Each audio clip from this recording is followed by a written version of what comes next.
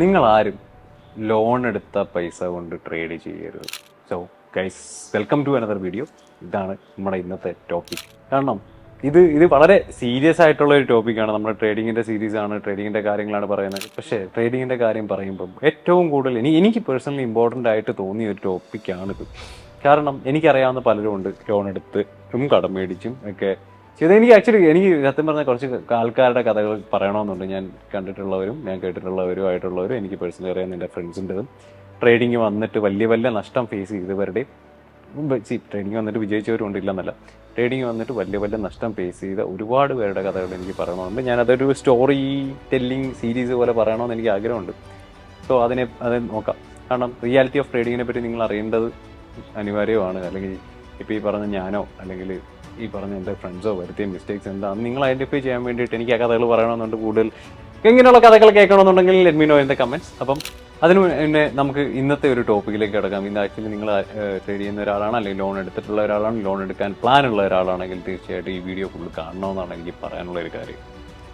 So basically നമ്മൾ trading തുടങ്ങുന്ന ഒരു സമയത്ത് നമുക്ക് പ്രോഫിറ്റും ഉണ്ടാവും, ലോസും ഉണ്ടാവും. നമ്മൾ ചെറിയ പ്രോഫിറ്റുകൾ കാണും, വലിയ ലോസുകൾ കാണും.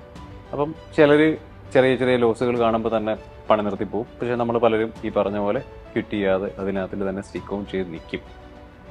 അപ്പോൾ വരുന്ന ഒരു പ്രശ്നം എന്ന് പറയുന്നത് നമുക്ക് ഒരു കോൺഫിഡൻസ് നമുക്ക് ബിൽഡാവും. ചില കേസുകളിൽ നമുക്കൊരു വാശി ബിൽഡാവും, ഒരു ഈഗോ ബിൽഡാവും.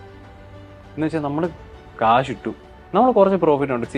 ഫോർ എക്സാമ്പിൾ നിങ്ങളൊരു 1-2 ലക്ഷം രൂപ ഇട്ടു, നിങ്ങൾ കുറച്ച് പ്രോഫിറ്റ് കണ്ടു. പക്ഷെ പെട്ടെന്നൊരു ദിവസം നിങ്ങളുടെ ഒരു ഇമോഷൻ നിങ്ങൾക്ക് കൺട്രോൾ ചെയ്യാൻ പറ്റും. 2 ലക്ഷത്തിൽ നിന്ന് ചിലപ്പോൾ നിങ്ങൾ 2 ലക്ഷം ഉണ്ടാക്കിയിട്ടുണ്ടെങ്കിൽ നിങ്ങളൊരൊറ്റ ദിവസം കൊണ്ട് ഒരു 1.5 ലക്ഷം രൂപയോ 2 ലക്ഷം രൂപയോ ഒരു ഓപ്ഷൻ ട്രേഡ് ചെയ്ത് നിങ്ങൾ ലോസ് വരുത്തി കളയാണെന്ന് വിചാരിക്കുക. നിങ്ങളെ അത് മെൻ്റലി ഭയങ്കര ബാധിക്കും. കാരണം നിങ്ങൾ കുറേ ദിവസമായിട്ട് നിങ്ങൾ ട്രേഡ് ചെയ്യുന്നുണ്ട്, പ്രോഫിറ്റ് മാത്രമേ ഉള്ളൂ. ദിവസം 10,000 രൂപ പ്രോഫിറ്റൊക്കെ ഈസി ആയിട്ട് എടുത്തുകൊണ്ടിരിക്കുക 2 ലക്ഷം രൂപ ക്യാപിറ്റലിൽ. അപ്പം ഇങ്ങനെ നിൽക്കുന്ന ഒരു സെനേറിയോ എന്ന് നിങ്ങൾക്ക് ഒരു വലിയ ലോസ് വരുമ്പോൾ നിങ്ങൾക്ക് ആദ്യം ആലോചിക്കേണ്ട കാര്യം, ലോസ് വന്നാലും ഇല്ലല്ലോ, നിങ്ങൾ അവിടെ നിൽക്കുമ്പോൾ നിങ്ങൾ ആദ്യം ആലോചിക്കുന്നത് 10 50 ഉണ്ടാക്കണം. ലോസ് വന്നാൽ എന്ത് വിചാരിക്കും? 2 ലക്ഷം എത്ര ഉണ്ടാക്കി, എനിക്ക് കുറച്ചുകൂടെ ക്യാപിറ്റൽ ഇട്ടിട്ട് നല്ല പ്രോഫിറ്റ് ഉണ്ടാക്കണം. ഓബിയസ്ലി എല്ലാ മനുഷ്യരും അങ്ങനെ വിചാരിക്കും. ഞാനും ഇത് ചെയ്തിട്ടുണ്ട്. ഈ 2 രീതിയിൽ ഞാൻ ചിന്തിച്ചിട്ടുള്ള ഒരാളാണ്. 2 സിറ്റുവേഷനും എനിക്ക് വന്നിട്ടുള്ള ഒരാളാണ്. ഓബിയസ്ലി നിങ്ങൾ ആദ്യം ചെയ്യുക, അല്ലെങ്കിൽ നിങ്ങളുടെ മുന്നിലുള്ള ഒരു ഓപ്ഷൻ എന്ന് പറയുന്നത് ലോൺ എടുക്കുക എന്നുള്ളതായിരുന്നു. കാരണം ലോൺ എടുക്കുമ്പോഴത്തേക്കും നിങ്ങൾക്ക് ഇത്ര ശതമാനം പലിശയല്ലേ ഉള്ളൂ, ഞാൻ ഒരു ദിവസം ഇത്രയും ഉണ്ടാക്കുന്നുണ്ട് എന്നുള്ളൊരു പെർസ്പെക്റ്റീവ് നിങ്ങൾ ലോൺ എടുക്കും.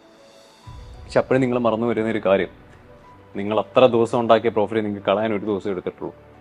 അത്രയും ലോസ് വരുത്താൻ നിങ്ങളല്ലെങ്കിൽ നിങ്ങളുടെ സൈക്കോളജി ശരിയായിട്ടില്ല, നിങ്ങൾ ഇത്ര % പ്രോഫിറ്റ് ഉണ്ടാക്കി തുടങ്ങിയിട്ടില്ല, കൺസിസ്റ്റൻ്റ് ആയിട്ട് പ്രോഫിറ്റ് ഉണ്ടാക്കുന്ന ഒരു ട്രേഡറായിട്ട് നിങ്ങൾ മാറിയിട്ടില്ല, അല്ലെങ്കിൽ ഇപ്പോഴും നിങ്ങളുടെ ക്യാപിറ്റൽ സേഫ് ആക്കാൻ നിങ്ങൾക്ക് അറിയില്ല. ആ ഒരു സമയത്താണ് നിങ്ങളൊരു ലോണിലോട്ട് പോയി ചാടുന്നത്. ഈ ലോൺ എടുക്കുമ്പോൾ ഉള്ളൊരു പ്രശ്നം, നിങ്ങൾ 2, 3, 4, 5 ലക്ഷം രൂപ, ലെറ്റ്സ് സേ 5 ലക്ഷം രൂപ നിങ്ങൾ ലോൺ എടുത്തിട്ടാണ് ചെയ്യുന്നതെങ്കിൽ നിങ്ങളുടെ ഒരു പ്രൈമറി കൺസേൺ എന്ന് പറയുന്നത് ഈ ഓരോ 2-ാം തീയതിയോ 5-ാം തീയതിയോ 10-ാം തീയതിയോ വരുന്ന ഈ ഡേറ്റിൽ ഇതിൻ്റെ EMI അടയ്ക്കുക എന്നുള്ളതാണ്. സോ നിങ്ങൾ ബേസിക്കലി 1 ലക്ഷം രൂപ 2 ലക്ഷം രൂപ ട്രേഡ് ചെയ്ത ഒരാളാണ്. ഒരു 5 ലക്ഷത്തിൻ്റെയോ 10 ലക്ഷത്തിൻ്റെയോ ലോൺ എടുക്കുമ്പോൾ അല്ലെങ്കിൽ ഒരു 5 ലക്ഷം രൂപ ആഡ് ചെയ്യും. നിങ്ങൾ ആദ്യം കാണുന്ന ലോസ് എന്ന് പറഞ്ഞാൽ ഈ 2 ലക്ഷം രൂപ ഇട്ടിട്ട് ഇതുവരെ കാണാത്ത ലോസ്, അല്ലെങ്കിൽ നിങ്ങൾ ചിലപ്പോൾ കണ്ട ഒരു പ്രോഫിറ്റ്, വലിയൊരു പ്രോഫിറ്റിൻ്റെ നിങ്ങൾ അച്ചീവ് ചെയ്ത ഏറ്റവും വലിയ പ്രോഫിറ്റ് ആയിരിക്കും നിങ്ങൾക്ക് ഈ ക്യാപിറ്റൽ മാറുമ്പോഴത്തേക്കും വരുന്ന ഏറ്റവും ചെറിയ ലോസ്. അപ്പം നിങ്ങൾക്ക് മെൻ്റലി ഇതിലോട്ട് എത്താൻ തന്നെ ഒരു ടൈം എടുക്കും.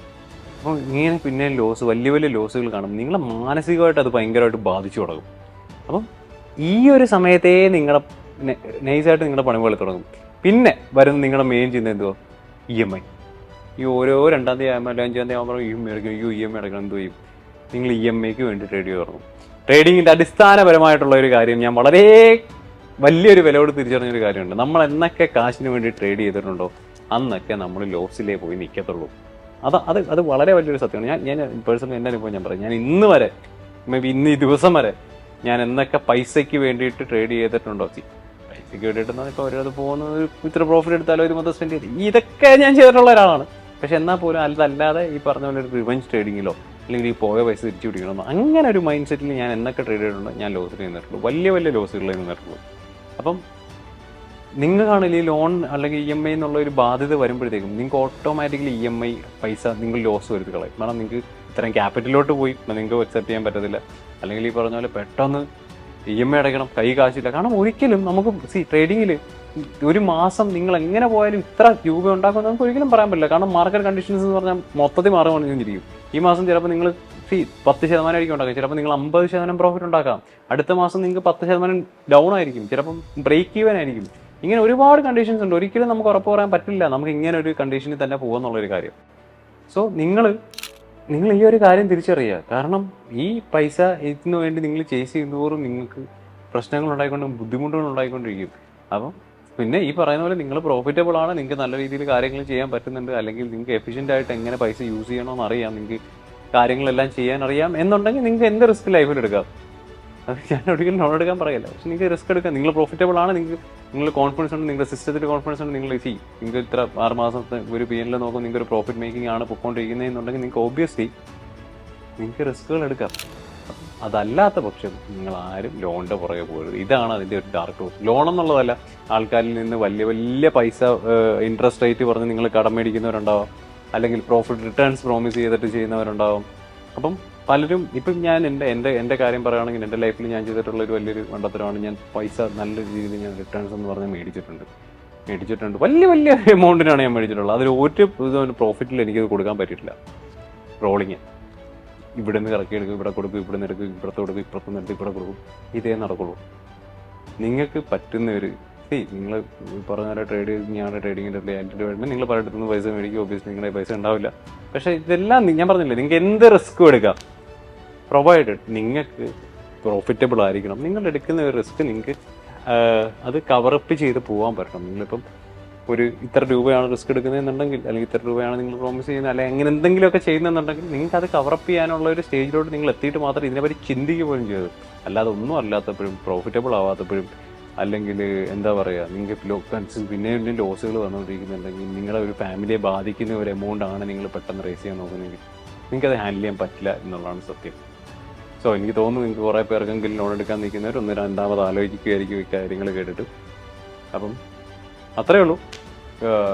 വീഡിയോ നിങ്ങൾക്ക് ഇഷ്ടപ്പെട്ടു, അല്ലെങ്കിൽ ഈ പറയുന്ന കാര്യങ്ങൾക്ക് നിങ്ങൾക്കൊരു നല്ലൊരു ഇൻഫർമേഷനായിട്ട് തോന്നുന്നുണ്ടെങ്കിൽ നിങ്ങൾക്ക് എന്തായാലും ചാനൽ സബ്സ്ക്രൈബ് ചെയ്യാം. സോ നമുക്ക് അടുത്തൊരു വീഡിയോയിൽ അടുത്തൊരു കണ്ടന്റുമായിട്ട് കാണാം. Until then bye, take care, piece.